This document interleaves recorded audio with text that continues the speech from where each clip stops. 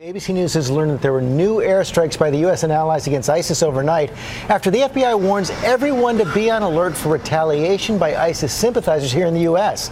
ABC's Brian Ross has all the latest. Good morning, Brian. Well, good morning, George. With those new airstrikes on ISIS overnight, U.S. officials are warning of possible retaliation here at home. A bulletin from the FBI and Homeland Security says the airstrikes might further embolden homegrown terrorists to strike in the U.S., that there have been changes in the homeland threat environment. This morning, the U.S. is studying the aftermath footage to assess the damage, which military officials say shows precise hits with little collateral damage. On the ground, a video posted by a jihadist who said he was from the Netherlands showed the damage at one of the sites targeted by the U.S. Many brothers died, and many brothers got wounded. But without U.S. soldiers on the ground, officials said it will be difficult to determine if any senior leaders were killed. You can't determine that from 10,000 or 30,000 feet.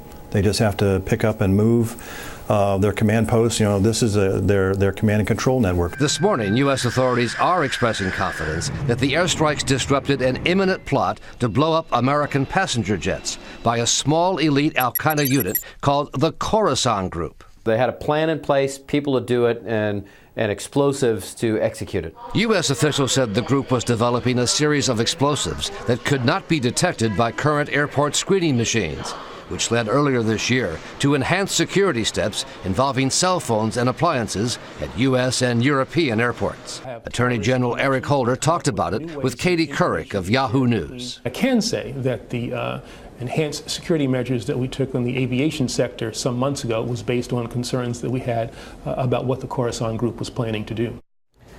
With authorities on higher alert around the world this morning, police in Australia say they shot and killed a suspected ISIS militant after he attacked two police officers with a knife, complaining his passport had been canceled for national security reasons.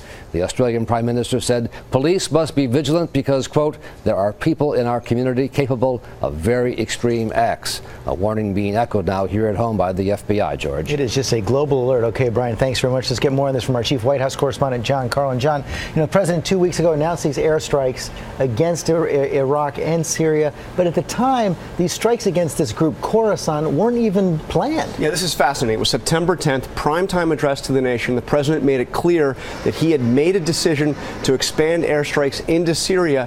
Khorasan was not part of the battle plan, was not on the list. The reason why they decided to add them is because there had been reporting about this group and about how U.S. officials were concerned about it.